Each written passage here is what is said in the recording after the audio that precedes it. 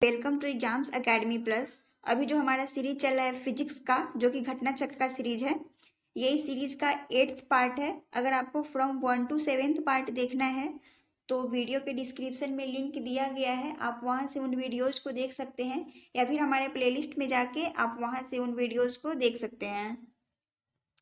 आप हमारे social media को भी फॉलो कर सकते हैं, जिसका लिंक वीडियो के डिस्क्रिप्शन में दिया गया है। और इस क्लास का जो पीडीएफ है वो हमारे टेलीग्राम पे डाल दिया जाएगा, आप वहां से उन पीडीएफ को डाउनलोड कर सकते हैं। कंटेंट्स जो है वो है प्रॉपर्टीज ऑफ सब्सटेंस, यानी इस टॉपिक से प्रीवियस ईयर के एग्जाम में जितने भी क्वेश्चन आए हैं उसको डिस्कस करेंगे, और सारे क्वेश्चंस जो है वो प्रीवियस ईयर क्वेश्चन है। So let's start. वर्षा की बूंद की गोलाकार आकृति का कारण है, यानी वर्षा का जो बूंद होता है, ड्रॉप होता है, उसका शेप जो होता है वह गोल होता है। इसका रीजन क्या है? ये क्वेश्चन बहुत ही इंपॉर्टेंट क्वेश्चन है जो लगातार 3 एग्जाम्स में पूछे गए हैं। ऑप्शन ए द्रव का घनत्व यानी लिक्विड का डेंसिटी, बी सरफेस टेंशन, सी एटमॉस्फेरिक प्रेशर, और डी जो है वह ग्रेविटी। सो किस रीजन से वर्षा का जो बूंद होता है वो गोलाकार होता है, उसका शेप जो होता है वह गोल होता है? तो इसका जो करेक्ट आंसर होगा वो होगा सरफेस टेंशन के कारण वर्षा का जो ड्रॉप होता है उसका शेप गोल होता है। पृष्ठ तनाव का यानी सरफेस टेंशन का ऐसा यूनिट होता है न्यूटन पर मीटर। और सरफेस टेंशन का बहुत सारा एग्जाम्पल हम लोगों को अपने डेली लाइफ में देखने को मिलता है, जैसे पतली सुई, यानी जो सुई होती है वो पृष्ठ तनाव के कारण ही, सरफेस टेंशन के कारण ही पानी पे वह तैराई जा सकती है, यानी पानी पे वो तैरती है। साबुन यानी सोप, डिटर्जेंट आदि जो वाटर का जो पृष्ठ तनाव क्या करता है, उसको घोलेंगे तो पृष्ठ तनाव कम हो जाता है, जिसके कारण कपड़ा ज्यादा साफ होता है। साबुन यानी सोप का जो घोल जो होता है उसका बुलबुला जो होता है वो बड़ा बनता है, क्योंकि जल में यानी वाटर में साबुन को घोलेंगे तो उसका पृष्ठ तनाव कम हो जाता है। और पृष्ठ तनाव के कारण ही, यानी सिर्फ सरफेस टेंशन के कारण ही पानी से बाहर निकलने पे सेविंग ब्रश, यानी सेविंग ब्रश का जो बाल होता है वो आपस में चिपक जाता है। और फिर समुद्र की लहर को शांत करने के लिए उन पे तेल डाला जाता है। ये सब एग्जाम्पल जो है वो पृष्ठ तनाव का है। सो इसका जो करेक्ट आंसर होगा वो होगा पृष्ठ तनाव यानी सरफेस टेंशन। नेक्स्ट, पानी की बूंद गोलाकार होती है, यानी वाटर का जो ड्रॉप होता है वो गोल होता है। इसका रीजन क्या है?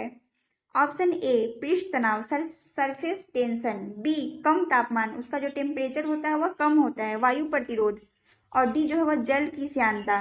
यानी पानी की बूंद गोलाकार होती है, इसका रीजन होगा, कोई भी चीज गोल होगा तो उसका रीजन होगा सरफेस टेंशन। इसका जो करेक्ट आंसर होगा वो होगा हमारा option number A, surface tension के कारण पानी की जो बूंद होती है यानी ड्रॉप जो होती है वह गोल होती है।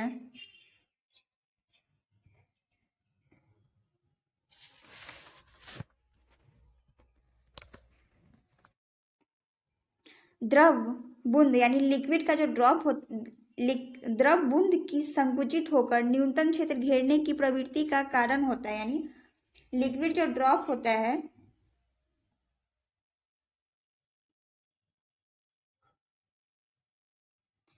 कोई भी ड्रॉप को हम लोग संकुचित करके वह क्या करता है, वो एक स्पेस को घेर लेता है। इसका रीजन क्या है? Option A surface tension, B श्यानता यानी विस्कोसिटी, सी डेंसिटी, और डी वाष्प दाब। तो घेरने का जो भी जो स्पेस घेरने का जो नेचर होता है वो होता है सरफेस टेंशन। ऑप्शन सी ए इसका करेक्ट आंसर होगा।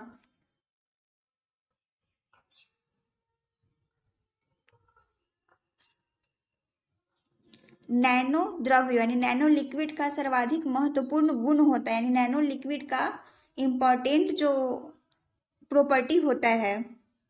Option A force, B friction, C pressure, और डी तापमान यानी टेम्परेचर।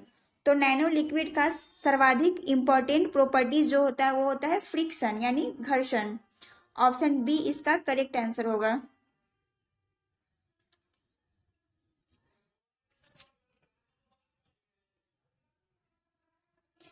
तेल जल के तल पर फैल जाता है, क्योंकि तेल जो है वह जल के लेयर पे यानी वाटर के लेयर पे वो डालेंगे तो वह फैल जाता है। इसका रीजन है ऑप्शन ए, तेल जल की अपेक्षा अधिक घना है। बी, तेल जल की अपेक्षा कम घना है।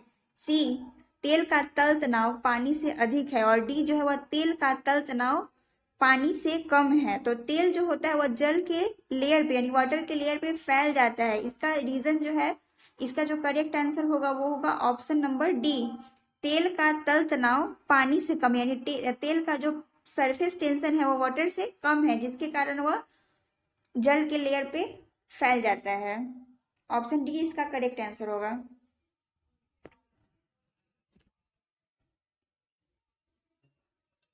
नेक्स्ट, मिट्टी का तेल पानी के ऊपर इसलिए तैरता है, यानी मिट्टी के तेल को हम लोग वाटर के ऊपर डालेंगे तो वह तैरने लगता है, क्योंकि ऑप्शन ए, उसका घनत्व, उसका जो डेंसिटी होता है वाटर के डेंसिटी से अधिक होता है।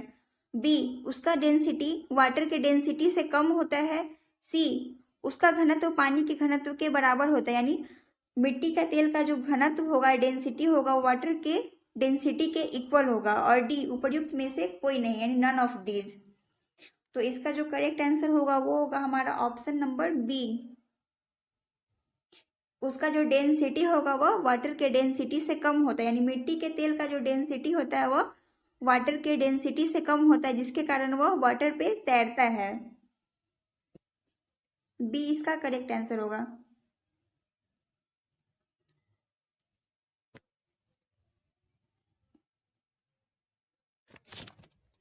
साबुन के बुलबुले के अंदर का दाब, यानी साबुन का जो बुलबुला होता है उसके अंदर का प्रेशर, ऑप्शन ए, वायुमंडलीय दाब से अधिक होता है, यानी एटमॉस्फेरिक प्रेशर से अधिक होता है। साबुन के बुलबुले का अंदर का जो प्रेशर जो होता है वो वायुमंडलीय दाब यानी एटमॉस्फेरिक प्रेशर से अधिक होता है। बी, वायुमंडलीय दाब से कम होता है, यानी एटमॉस्फेरिक प्रेशर से उसका जो होता है वो कम होता है। सी, वायुमंडलीय दाब के इक्वल होता है। और डी, वायुमंडलीय दाब का हाफ होता है, यानी आधा होता है। तो साबुन के बुलबुले के अंदर का जो प्रेशर जो होता है वो ऑप्शन ए, वायुमंडल एटमॉस्फेरिक प्रेशर से अधिक होता है। सो इसका जो करेक्ट आंसर होगा वो होगा हमारा ऑप्शन नंबर ए, साबुन के घोल का यानी साबुन के घोल का जो बुलबुला होता है वह बड़ा बनता है, क्योंकि अगर हम लोग जल में यानी वाटर में साबुन को घोल देंगे तो उसका पृष्ठ सरफेस टेंशन जो होता है वह कम होता है, जिसके कारण उसका शेप जो होता है वह बड़ा हो जाता है।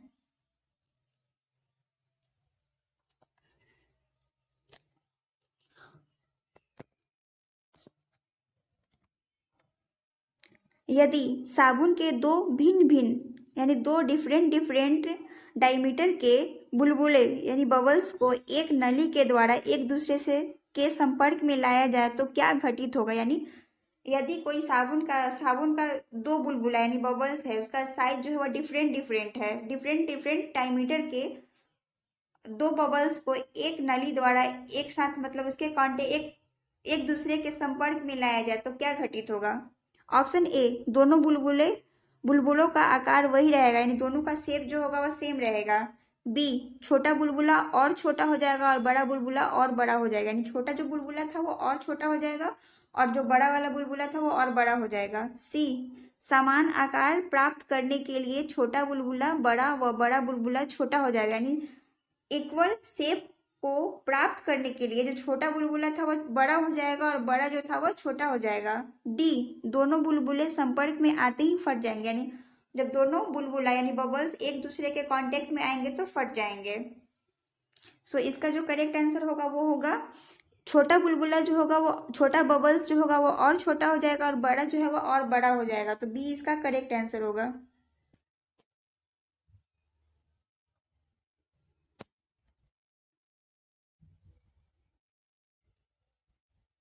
निम्नलिखित में से किस एक के लिए केशिकत्व एकमात्र कारण नहीं है, यानी किस एक के लिए केशिकत्व यानी कैपिलरिटी जो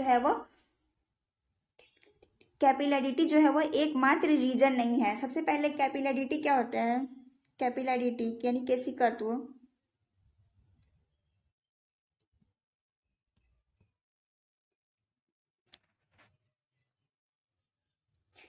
कैपिलरी ट्यूब में लिक्विड के ऊपर चढ़ने और नीचे उतरने का जो घटना यानी फेनोमेनन जो होता है उसको हम लोग कैपिलरिटी बोलते हैं। यानी केस नली में लिक्विड के ऊपर चढ़ने और नीचे उतरने का जो घटना होता है उसको हम लोग केशिकत्व बोलते हैं यानी कैपिलरिटी बोलते हैं।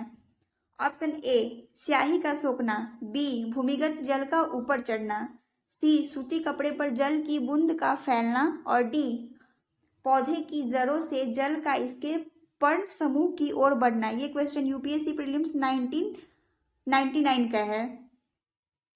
सो एकमात्र रीजन स्याही का सोखना ये तो कैपिलरिटी का रीजन है, ओनली वन रीजन है। भूमिगत जल का ऊपर चढ़ना ये भी एकमात्र रीजन है। सी सूती कपड़े पर जल की बूंद का फैलना ये भी एकमात्र रीजन है, लेकिन पौधे की जड़ों से जल का इसके पर्ण समूह की ओर बढ़ना ये एकमात्र रीजन नहीं है। तो इसका जो करेक्ट आंसर होगा वो होगा हमारा ऑप्शन नंबर डी। डी इसका करेक्ट आंसर होगा।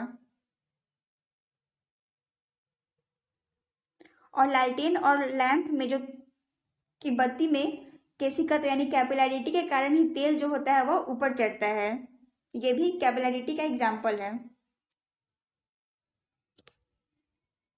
अगर आपको हमारा वीडियो पसंद आता है तो हमारे वीडियो को लाइक करें और हमारे चैनल को सब्सक्राइब करें। सो फिर मिलते हैं कल के सेशन में।